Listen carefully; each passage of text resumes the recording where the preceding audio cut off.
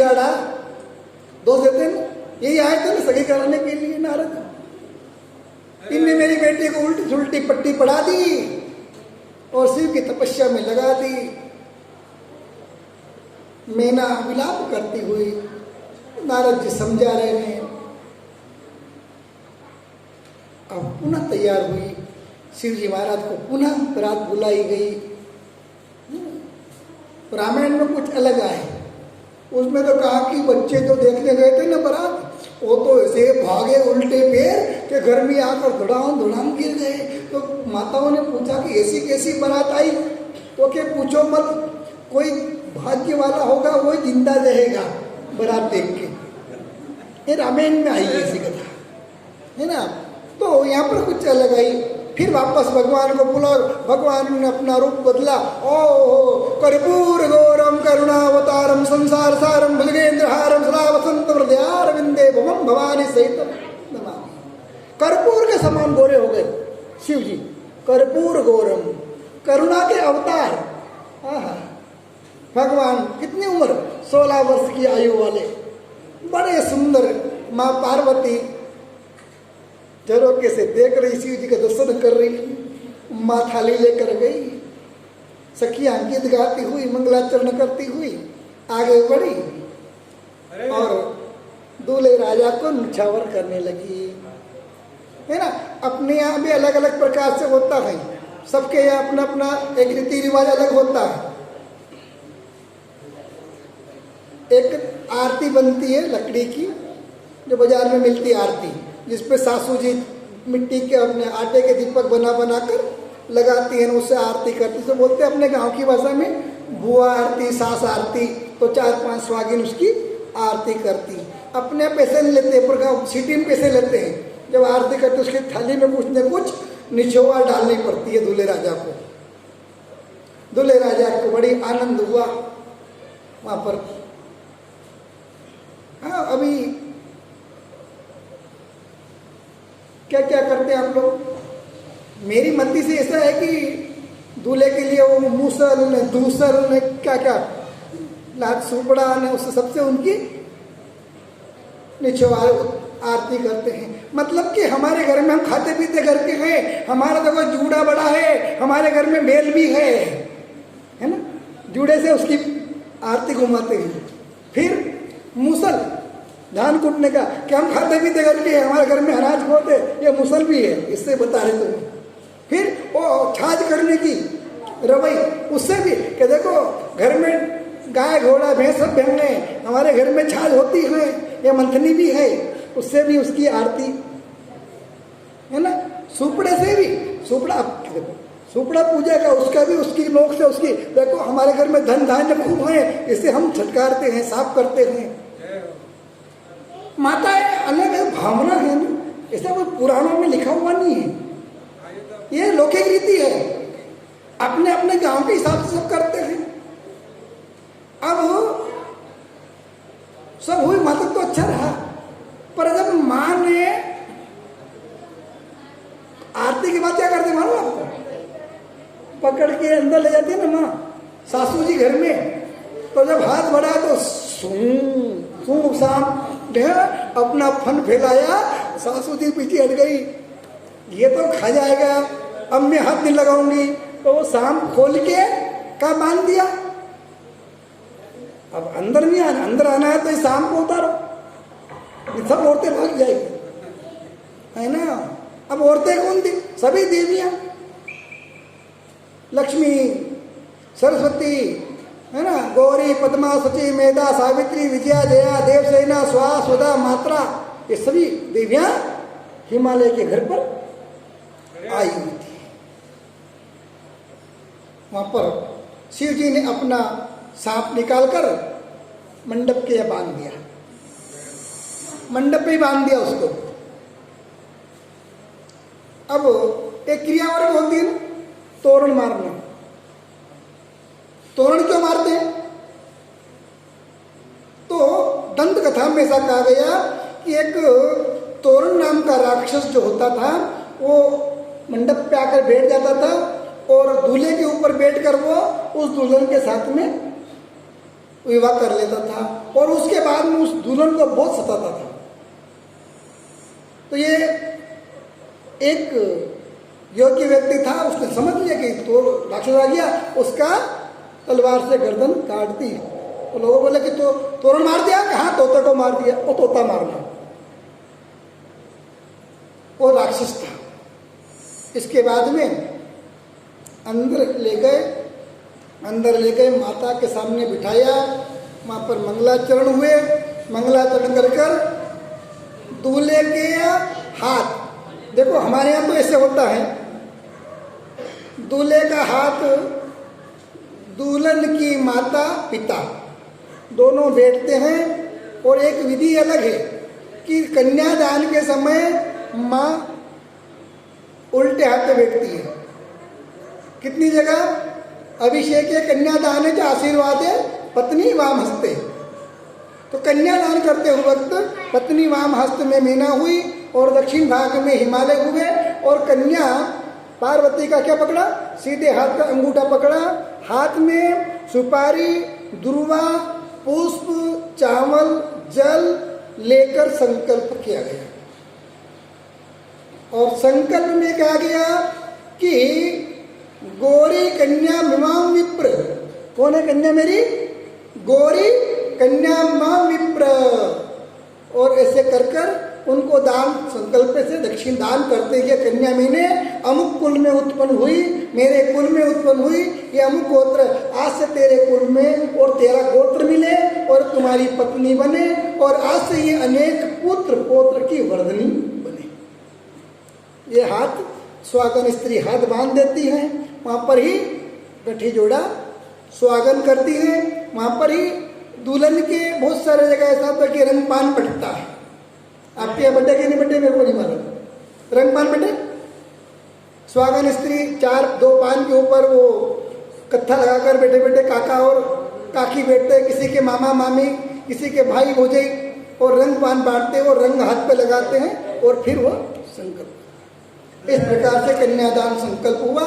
कन्यादान संकल्प के बाद में बड़े आज आनंद हो रहा है।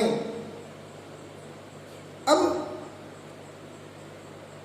वेदी पे आए। वेदी कौन सी बोलते, जहां पर वेदी अपन चवरी, वहां पर दूल्हा दुल्हन को लाया गया। दूल्हा दुल्हन बैठे, तो यहाँ पर पंडित जी होते हैं ना, दोनों तरफ के पंडित खड़े होते, एक दुल्हन की तरफ का, एक बारात में पंडित आता हूँ। तो दोनों साक्योचार करने लगे। और साक्योचार पंडित ने पूछा कि भैया बताओ, पहले दूल्हा पक्ष से तुम्हारे पिता का नाम लो। अब शिव जी बोले कि मेरा पिता कौन है। वो बच्चंबित पड़ गए, मैं तो अजन्मा हूं। नारद जी गए, बोल दो ब्रह्मा हूं, सारी सृष्टि की उत्पत्ति ब्रह्मा से हुई। तो उन्होंने बोल दिया कि ब्रह्मा। फिर कुछ मंत्र पढ़ रहा है और बोले, फिर पूछा अब तुम्हारे दादाजी का नाम, पिताजी दादाजी का नाम बताओ। बोले कि ये ब्राह्मण क्या शादी करवा रहे कि हमारे बाप दादा को नाम पूछ रहे हैं। परंतु फिर नारद जी ने बोल दो विष्णु जी। तो हाँ, ये बात भी सही है, युक्ति संगत भी है ना। ब्रह्मा किससे उत्पन्न हुए, ब्रह्मा नाभि से। विष्णु की, हाँ, मेरे पिताजी तो दादाजी कौन, विष्णु जी। फिर कुछ मंत्र बोलो अब तुम्हारे परदादा के नाम बताओ। अब 3 पीढ़ी के नाम चाहिए। तो बोले कि दादा मैं हूँ, सबका दादा, सबका मैं ही हूँ, सारी सृष्टि का पिता मैं ही हूँ। इस प्रकार से खूब बरातियों का स्वागत, सब भोजन की व्यवस्था अलग चली रही और सब देवताओं को यथा योग्य भोजन प्रसादी मिली। यहाँ पर भगवान की भांवरी हुई और भांवरी करके हिमाचल के घर पहुँचे। और शिव जी अपने सब आनंद लेते हुए यथाशक्ति सेवा पूजा की। उस समय शिव जी की आज्ञा से उनके वीरभद्र आदि गण भी कैलाश से चलकर उस स्थान पर आ पहुँचे। उन गणों को आकर हम सबको प्रणाम किया। हिमाचल के पुरोहितों ने, गर्ग ऋषि आदि ने सारी विधि की, विवाह की विधि संपन्न कराई और संपूर्ण विधियों से संपन्न कराया। मैंने यथा विष्णु जी ने हवन के मंत्रों का उच्चारण किया। कौन कह रहे? ब्रह्मा जी। ब्रह्मा जी ने मंत्र बोले, हाँ, और गिरजा का हाथ अपने हाथ से उस समय सुख वर्णन करके सेक किया जाए, इतना सुख उत्पन्न हुआ, इस प्रकार किया जाए। इस अवसर पर जिसने जिस वस्तु की इच्छा की ना, जिसने बरातियों ने जो कि मेरे को तो गुलाब जामुन खाना, तो गुलाब जामुन मिले, इसको मावाबाटी, सबको अपना अपना सबको मिला, आनंद हुआ से प्राप्त हुई। जब भावरे पड़ चुकी तब शिव जी तथा गिरजा को एक ही सैया पर बिठाया गया। भावरे पूरी होने के बाद में एक नया उधर देखा मैंने, उत्तर प्रदेश के लोग करते हैं पलंग फेरा। कौन सा फेरा? पलंग फेरा। दोनों पति पत्नी एक पलंग बिछाया जाए, जो दहेज में देते हैं ना, उसको सजाया जाए और उसके पे एक परिक्रमा लेते हैं और दोनों पति पत्नी उस पलंग पर बैठते हैं। उसमें सालियाँ वगैरह बड़ी उनसे आमोद प्रमोद की बातें करती, हंसी करती हैं। और उस समय लोग धन्य धन्य का घोष कर आकाश गूंज उठा। आज तो शिव अकेले थे, आज साथ में उमापति महादेव बन गए। इनकी तो क्या वर्णन किया जाए। इस मंजन सुनी तैयार रहना चाहिए, फट जाए।